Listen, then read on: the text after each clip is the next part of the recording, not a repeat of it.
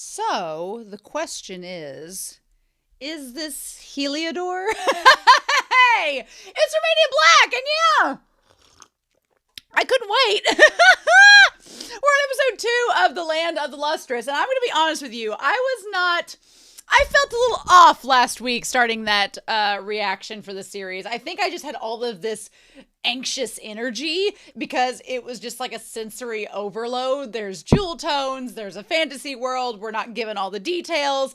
And I think that possibly I'm like, am I misgendering everyone in this series? Probably. And so apologies for that. I'm recording this right after episode 1, so I'm sure by the time these first 2 episodes air, there's gonna be a lot of people with comments and things the moderators can go to. That's fine. That's gonna be just fine. I'm okay with that. But so I was like, basically, all of these gemstones, there's 28 total. They're all identified as he in him in the series, so we're assuming that that's just what we're going to go with as far as their pronoun usage. But they are alongside Master Adamant, and they are these beings that have these installative organisms inside of them that allow them to formulate the gemstones together to create a living being with consciousness, which is kind of cool, and I'm really appreciative of that. I like it. I like that story building. But they're being pursued and trying to be harvested by these Lunarian sunspots that are these entities that do not seem... I was almost expecting, and I was going to talk about last week, and I did not, but I was expecting that, like, when they mentioned that they could turn into jewels and they were using them for jewelry, I wanted it to kind of be like a Toy Story scenario where you see like a hand reach down from the clouds and try to grab each of them, and then what you come to find out is it's like our world and the gemstones are just like actual gemstones that have kind of come to life on their own through this organism. That's what I thought was going to happen, but it seems to be a lot more fantastical than that, which is fine. That gives us some interesting world building, but with that being said, I'm super excited to see where the story is going to go. So there's a lot of questions. We got to meet mainly Foss. Foss is our protagonist. Foss is very brittle, but has a heart of gold and is the underdog, wants to do good and be able to fight in the battles like everybody else. And Adamant's like, whoa down, son. Let's not get there yet. And then you have Cinnabar, who is very lonely, very angsty, much ennui, probably would be listening to Linkin Park if it were around. I love Cinnabar so much because I just love the concept of that they're poisonous, but at the same time, they have this beautiful, sincere heart, and Foss is the only one that like wants to reach out and try to get to know them. And then there's the angst of like, if Cinnabar's poison gets on Foss, it will delete their memories. And I'm like, well, you could do so much with that concept. And I'm like, it can make things so angsty, and I'm not ready for that already. And we're only 2 episodes in. So we got to meet a big portion of the cast last episode. The most mysterious to me is Daya, who I'm assuming is based off a diamond, because they just showed up to be like, and then walked away. And you're like, what? So I'm very curious to see what this episode is going to give us. We only have 12 episodes. And I didn't do this last week with Whiteboard Coon, but you could either follow 2 different structures. You can follow like the basic 3-act structure or the Japanese 4-act structure. This being an anime, you would assume that it might be the 4-act structure. And so I don't know if we're just going to do like the rule of 3, the first 3 episodes. If you're doing the 4-act structure, the first 3 introduced, then we move on to the next, or if it's going to be the first 4 episodes. I don't know, but we'll just have to wait and see. But I've talked enough. We're not going to waste any more time. We're going to dive right into episode 2 of Land of the Lustrous. And we're going to do that here in 3, 2, 1, and let's go.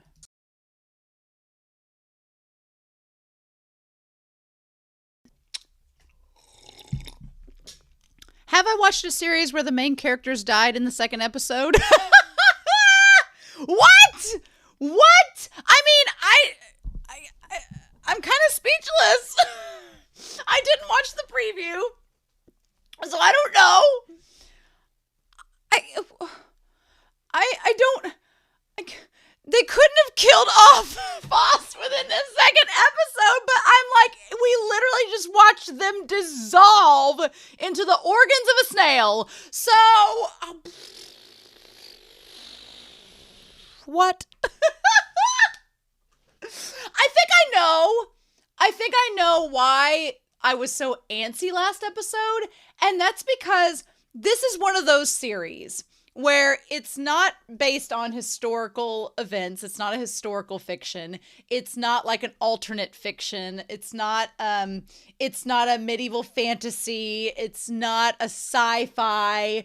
It's just, I can't pin down the genre of it, and I don't exactly want to know because I have a feeling that this show is going to give a lot of explanation as you go, and it's going to reveal things about itself, and you're going to be like, okay, like when you start to pull away, you see the big picture, and it's like, oh, okay. But the show does not bother to explain to you exactly what is happening. And I've only had this experience watching a series one other time, and that was with Sex Pistols. And I just felt like I was taking crazy pills. I was like, what? I'm missing something. But no, I think that the series is going to be one of those that it explains as it goes. You better be paying attention because you're going to get it eventually and you're going to be like, oh shit, oh my God. So that's last episode. We didn't get a lot of explanation. It's just like, here's a world and here are characters and they're gemstones and here's some little hints and clues. And you're like, okay, the first scene of this episode gives you an expo dump that you're like, wait, what? I didn't sign up for a seminar class in Land of the Lustrous. But here we are. And then by the end of the episode, there's a snail and it ate Foss and it dissolved Foss. And you're like, what? So I tried to look up before I came to this video. I tried to look up, can snails dissolve gemstones? And I was like, nothing is giving me answers. All it is saying is that you shouldn't put gemstones in a snail enclosure, apparently, because they could fall on the gemstones and like quartz or something could shatter their shells and that'd be really bad. So apparently don't do that. But I'm going to say, can they dissolve phosphorus? Okay. Yes. Snail shell dust can remove phosphate ions from water. Does phosphate kill fish and snails? Phosphate is a growth inhibitor during calcification. Okay. So what is happening? I am like bizarre. So there's an article from the National Institute of Health from 2022 that said phosphate ions removes aqueous solution using snail shell dust. It is like talking about the potential waste of shells of edible snails.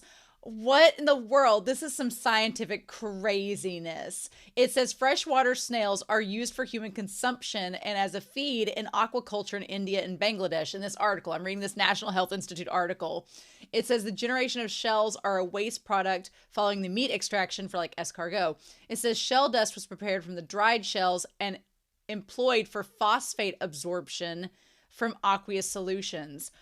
This is some science, and I am like, what? It says phosphate is adsorption capacity from the shell dust. Waste shells can be used as eco-friendly, low-cost phosphate biosorbent from wastewater. So wait, phosphate, I'm like, phosphate biosorbent. What? I am baffled. Okay, so it's material that removes phosphate from the water. So it does have a reaction. The snail shell stuff does have a reaction. Now, why it was melting all of the gemstones, I don't know, unless it's just a component of their shells, of their composition. But I didn't expect to be getting a science lesson in my fantasy anime. I don't even know what genre this is. I keep expecting there to be like a twist. It's like Rocky Horror where you pan out and you see like the whole 9 yards. Insane. So we need to go through this world building though, because this world building seems relevant. We should talk about it. So that's what we're going to do.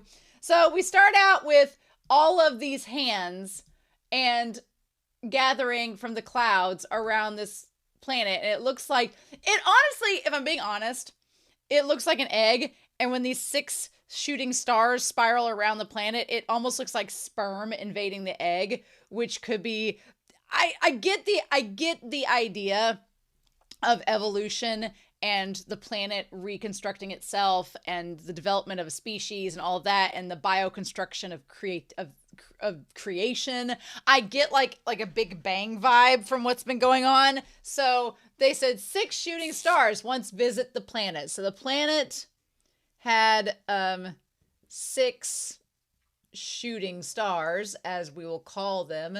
You could also probably call them like asteroids or meteors. I'm like, did the world just get, was this like the Big Bang and the world was destroyed? The ice age is over? Yeah. And then it says fracturing the earth 6 times and giving birth to 6 moons. So yeah, literally these asteroids hit the planet, created this chunk of land, and the other parts that like jettisoned off of it created 6 moons. So 6 moons and a crescent chunk of land. Okay, fair enough. So then it says, and I love the imagery, like the different shells and everything, and the crustacean. It says nearly all life fled for the seas and on the empty shores. And there's like all of these sea creatures and everything. Yeah, like squids and stuff. Okay, appeared a life form suited to the barren world. So yeah, it says that most life was in the sea, in the old salty sea, which makes sense that there was a life form suited for land. Okay, so interesting. This again feels like Big Bang stuff, right? And all the DNA molecules and everything surrounding it. I'm like, okay, this definitely feels like the end of the ice age, like evolution starting all over again. And it says, among the prospering life forms, those who were too late to flee sunk to the bottom of the ocean. Okay, so most went to the sea, but there were some that sunk to the bottom that couldn't flee. Okay. So the ones that didn't make it up on land. And so then it says from there's like all these little life forms developing and these different little embryos. And it said on the seafloor, they were consumed by microorganisms. Okay. So the ones that sunk to the bottom were consumed, and my dog wants me to play with them, but that's not going to happen right now. Were consumed by microorganisms, which I'm assuming are going to make the yield gemstones. We're going to see here in a hot second. Yeah, I love the kaleidoscope, and transformed into inorganic substances and became these inorganic substances. Okay. And then and over vast stretches of times, they were systematically arranged, forming gemstones. So then a lot of time passes. We don't get an exact amount, but hell, it could have been thousands of years, millennia. A lot of time passes and they become gemstones. We're going to talk about this in a hot second. It's literally like sediment making, fossil fuels, which we're going to talk about here in a hot second. And they rose once again to the shores and then became what we see here. And then they came back to the planet on the shore. So essentially, this is not a very good graph of it, but essentially what we had planet with life, and then there was a meteor shower, 6 of them as it were. And then from there, you had the species left over. And then those species died and they went to the bottom of the ocean. So it's kind of like their remains, they basically became fossil fuels and gemstones. The remains of the life forms that couldn't survive in the world went down to the bottom of the ocean, and then they formed over a vast amount of time, formed the gemstones, and then they came back up from the microorganisms and then came back up to fill the planet with life again. And it's a big old circle of life situation. Now, if you think about it, that would have taken a very, very, very long time, you know, possibly hundreds of thousands of years to construct and to form into this. But they don't give us that time frame. We're just left to wonder from history and science how that process works and how much time it takes. But so that begs the question, right? Who the hell are the people from the moon? How does that work? Who are the creatures from the moon? Are they life forms that organized on the moon from when that meteor hit and they just like evolved up on the moon and did their own thing? Why are they after the gemstones? You could argue if this is kind of like a Toy Story scenario and you're like the hand reaching down trying to get the gemstones. It could be because they're wanting fossil fuels. It could be because they're a fuel source. Why did they bring snails? There are questions that we don't have answers to yet, but the big question is, why was there a snail on the cloud? Was it intentional? Was it not? We don't know. So that is frustrating that the show is like, here's a lot of answers about the world building. Now we're going to ignore you for the rest of the episode and you figure it out yourself. And I'm like, oh my gosh, no. So that also makes sense now with the beginning though, because we see Foss, okay, not only at the bottom of the ocean, because that's where the gemstones were formed, but we also see them dissolving in the snail shell. My question is, even if they find a way to fish Foss out, we literally just saw their eyeballs left. That's all that's left are their eyeballs. So where's the rest of Foss? How do we do that? And we also had the idea that Foss was associated their memories with each part of them. So if that's dissolved, is Foss not going to remember Cinnabar? I was shipping them so hard. I thought, you know, I was like, oh, Cinnabar's poison. It's going to be so angsty later because Cinnabar will probably like give Foss a hug and they'll lose their memories of them and it'll be all angsty. Well, hell, we just bypassed all that and went on the express lane into their entire being has been dissolved. So what if, even if they bring Foss back somehow, or if Foss becomes the snail and can communicate with them through that, will Foss even remember Cinnabar? Will they even care about Cinnabar? Is my ship crashing before it even gets to leave the harbor? Why is Hurricane Snail coming to wreck my ship? Oh my God. So there's a kaleidoscope. I'm so fascinated by this. The science, everything. I am just, because yeah, we saw Foss. I'm like, okay, but they're also like immortal, right? These gemstones, they're all immortal. So how does that work? Just, okay. And I have so many questions now, right? Because how did this academy get built? What were the minerals and the resources used to construct said academy? Who built it? What about Adamant? How did he get? Why does he look different than the other guys? How did this get built? What was the purpose? What are they doing? They supposedly have lived for hundreds of years because they're kind of immortal. Why are they just now making an encyclopedia? So if there are 28 of them left, maybe that's it. Maybe the encyclopedia previously was destroyed. So it shows how they're all around this little piece of land, the last piece of land that's left, figuring out what they're going to do. I like that we did get to see some of the other gemstones. We've seen Benito before, but we haven't seen these other three that are here. We'll talk about Bort's and Dia. We will talk about the two of them. So Adamant meditates.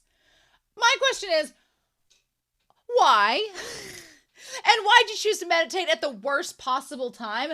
I don't know. Adamant seems super suspicious. I don't know. Adamant seems super suspicious, super suspicious, and I can't trust them. So there's that. What do we do with that?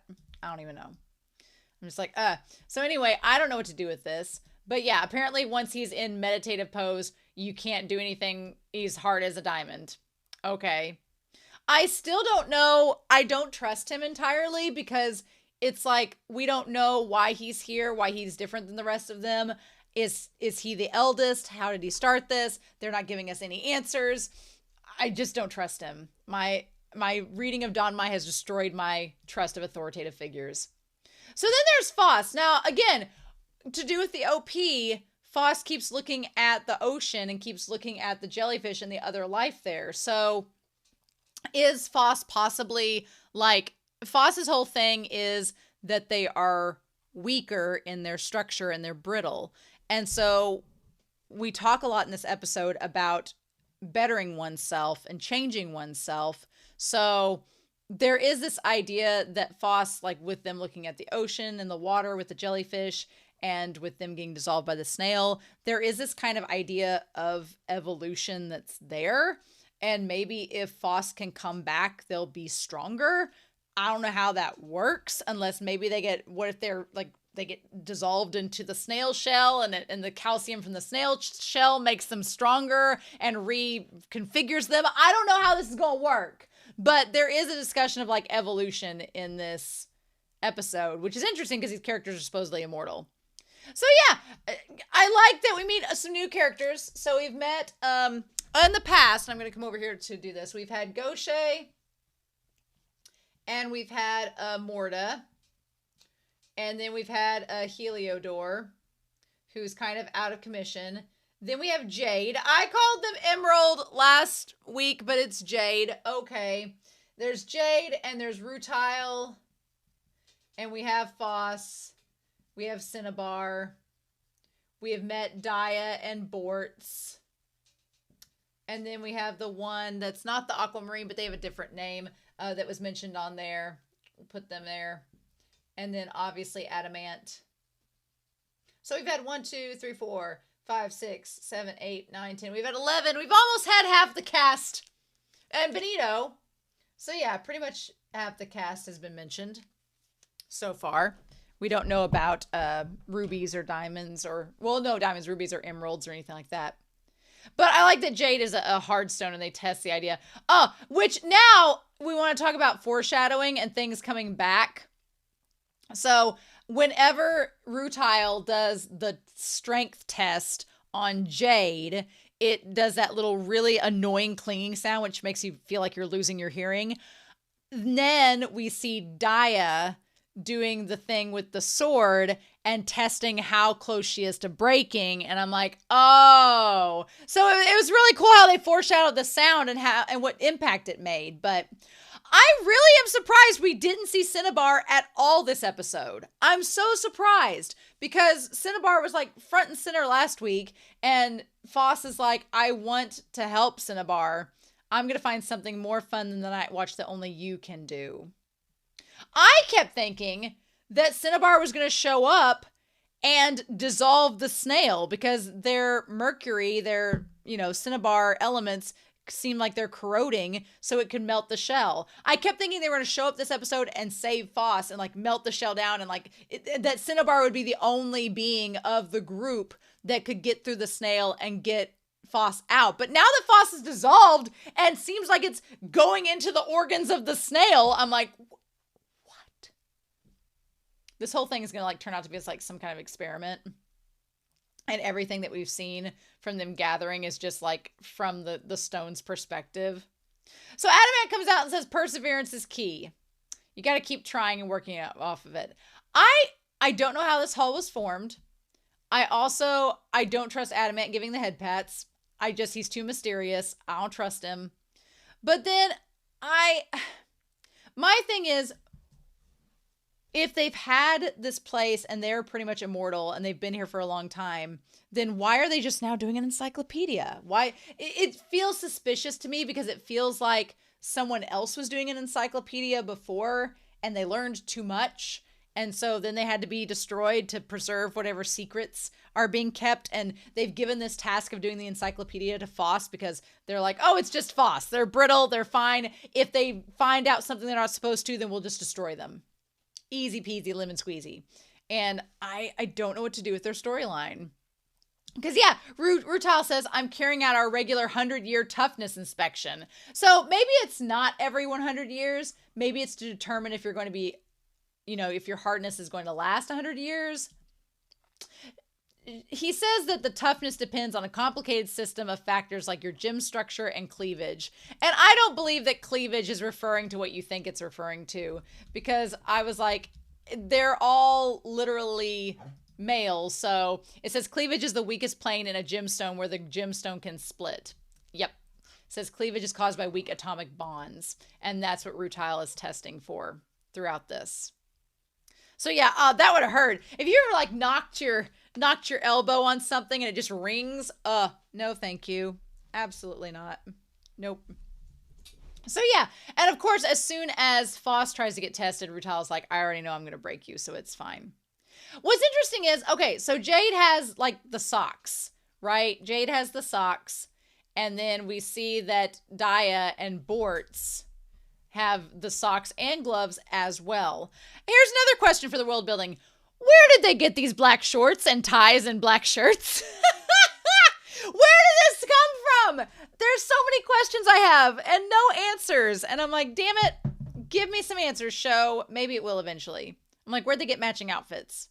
Why are the trees on this island so terrible? Okay, y'all, Daya and Bort's, it's over. Daya and Bort's, I was horrified at the prospect that Bort's might have got eaten by the snail as well this episode, and I would have lost 2 ships at once, because I was like, no, we can't do that. Daya and Bort's are my kind of ship. Yes, please. Give me Tsundere and Sunshine Boy. Give me them. Give me Bakugo and Deku. Give me Earthmaster and Windmaster.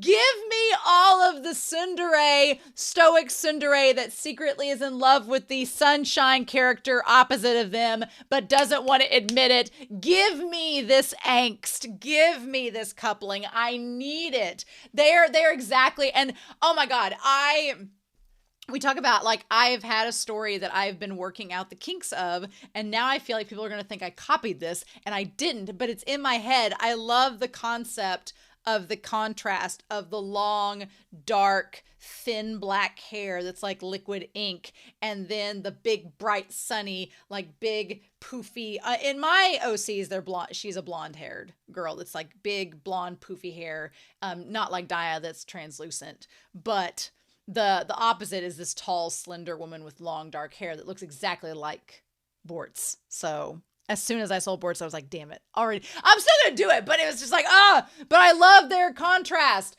The translucent rainbow illuminescent diamond and then the black onyx. Oh, I live for it. I also like how interesting that Daya is, because Foss talks about how their presence is blinding. That their presence is blinding and that they're dazzling and this beautiful individual. But Daya doesn't believe that. Daya is frustrated because they're not as strong as Bort's. They love Bort's. They want to fight alongside Bort's, and they're not able to measure up.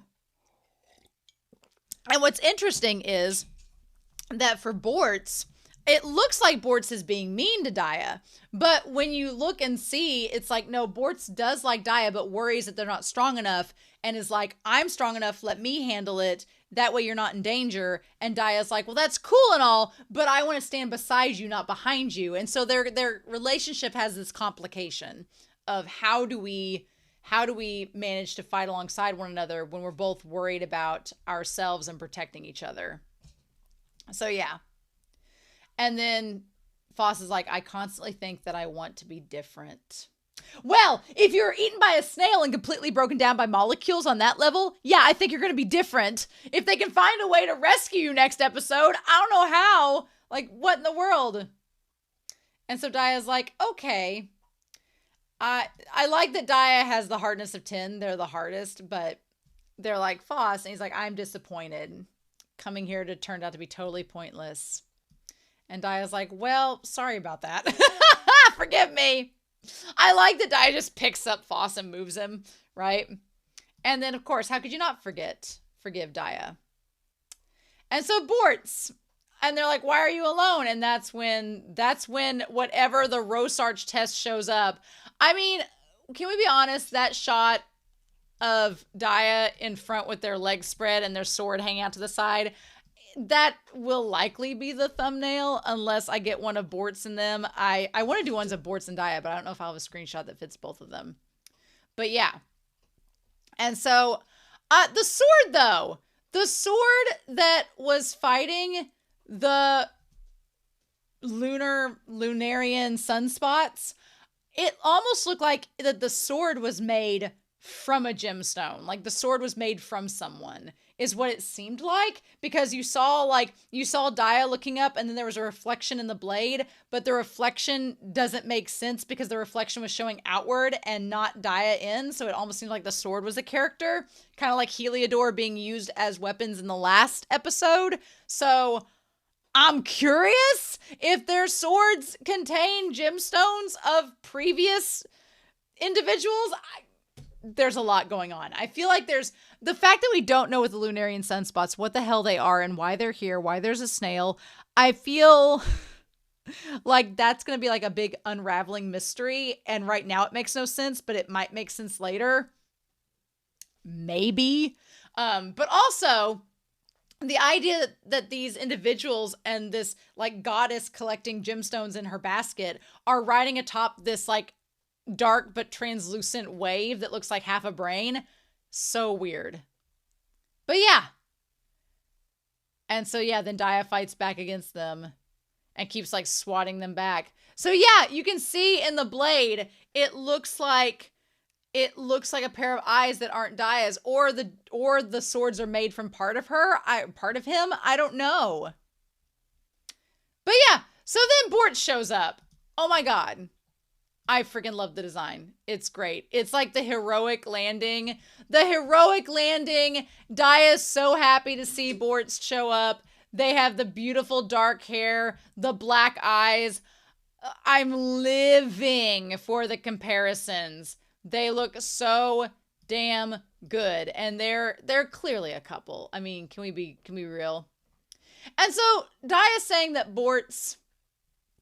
that they're jealous of them, that Bort's is so strong. And there are times where Daya's like, I kind of wish they weren't here because then I would have to get stronger.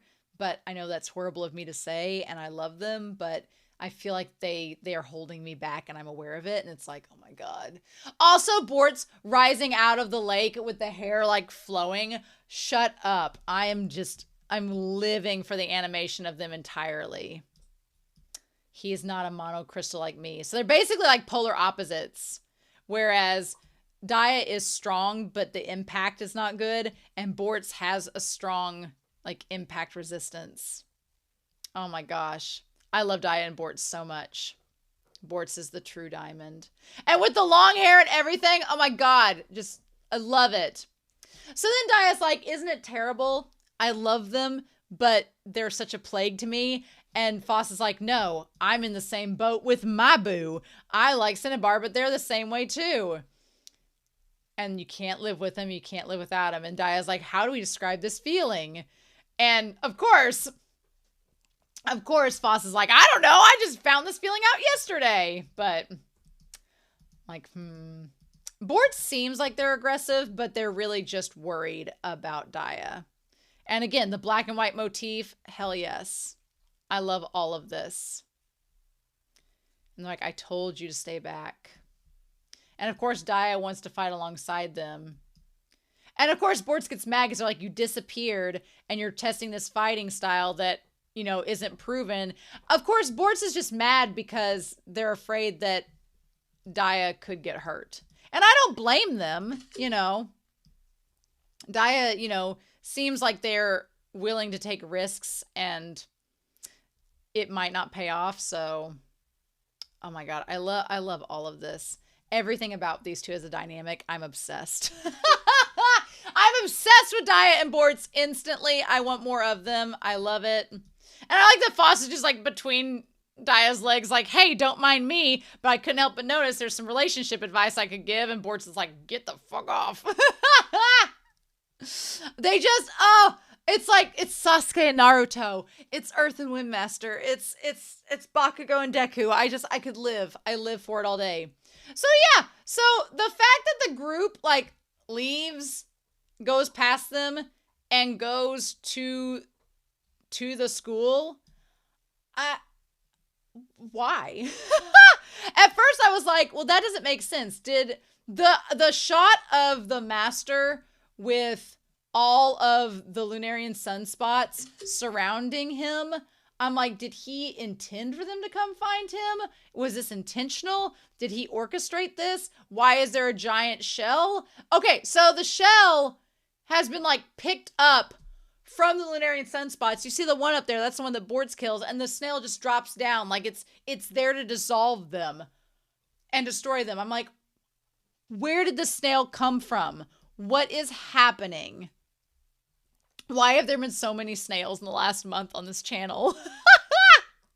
So yeah, and then of course we get the classic anime like, well, good thing nothing bad's happening around here. And then this damn snail shows up. Nope. Like, what the fudge? But yeah, Bort tells Daya to stay back. And Daya's like, isn't there something I can do to help you? And Bort's is like, there has to be something I can do. And Bort's is like, yeah, nothing. Like, just stand down and let me do this. And poor Daya's like, yeah, I know. But still. I understand Daya's plight. Daya wants to be useful. And Daya's like, I need to be able to help. But that frustration of not being powerful enough to do anything is so painful. And I feel for them. It sucks. It sucks for Daya. It really does. But yeah, so then they all gather around and this snail, because what do they say there? They're like, oh, well. They're like, it's the fact that it's here after the Lunarians have vanished means that it's not from the moon. So it's from here. And so like, what do we do with this? And then this giant ass snail just comes out of nowhere. I'm just so baffled. It's also huge. So what? And it also is so creepy. It's almost cute. It's almost cute, but then it's not cute. And then it eats Foss. And I'm like, no. Like, what the fudge? And Foss talks about how it's hot because they've been consumed by it and starts to dissolve and they can't move. And then, yeah, everything is melted. And it melted Jade's leg. So that's enough. That shows how strong it is. I'm like, oh, no big deal. Just our main character dissolving into a snail. And it's like eyeballs and everything are coming out of it. I'm like, oh my God, terrifying. That was horrific. I as I'm taking screenshots. And they ask for someone to save them. And it seems like Bortz is trying to help, but Bortz and Daya are trying to help stop the snail, but oh my God, and Foss's hand is just like slowly dissolving as it's like trying to get to the two gleaming lights. But even their hair, no.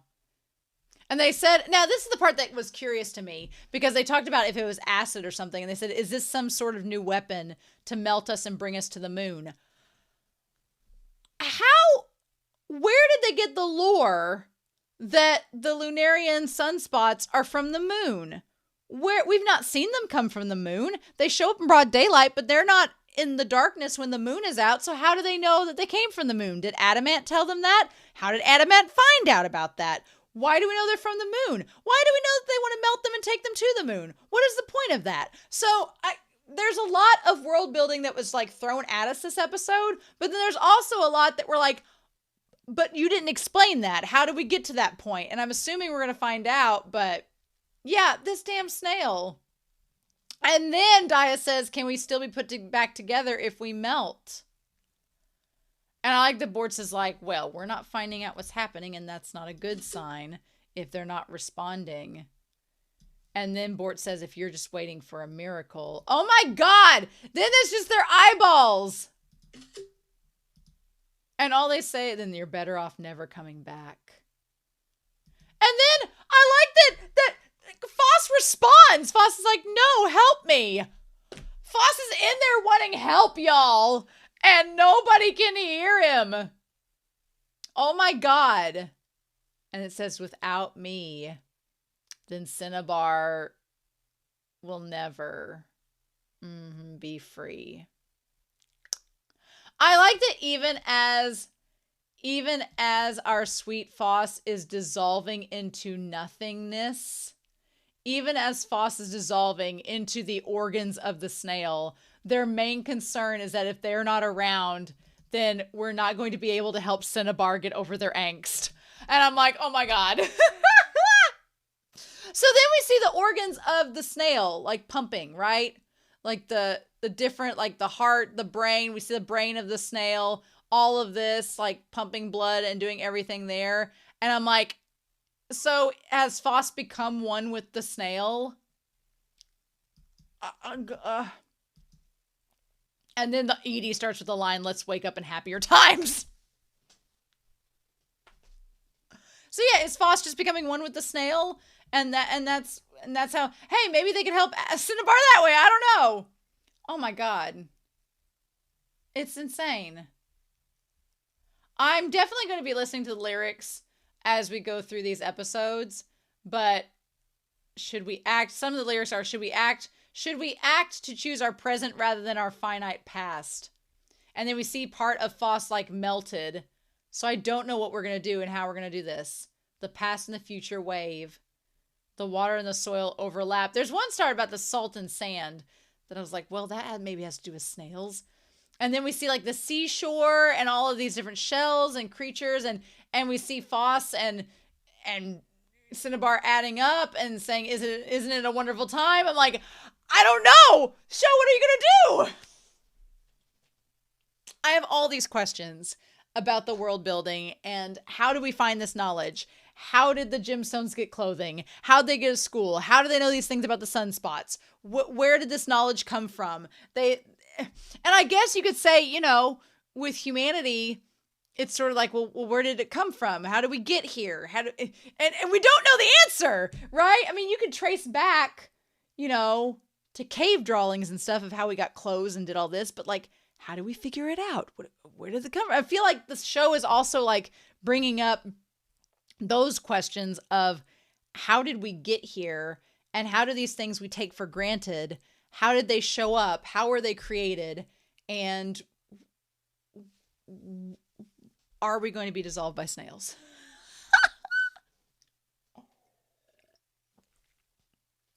That's where I'm at. I've got to be gone on a trip the next half a week, and I can't watch episode 3 yet. Anyway. Anyway, so we'll just have to wait and see, won't we? Anyway, I'm excited to hear your thoughts down below about this episode.